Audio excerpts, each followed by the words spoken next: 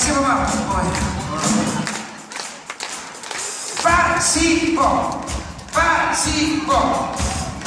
Дорогие друзья, мне очень приятно, что вы не побрезговали сегодня. Ну, я здесь не один. Я хочу большое вам спасибо за поддержку, спасибо за то, что вы пришли. Спасибо за то, что Якутия всегда какая-то добрая для меня. Когда я сюда приезжаю, я чувствую себя как дома. Поэтому низкий вам за это поклон.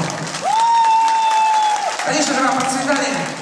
Конечно же, вам побольше газончиков красивых, побольше деревьев.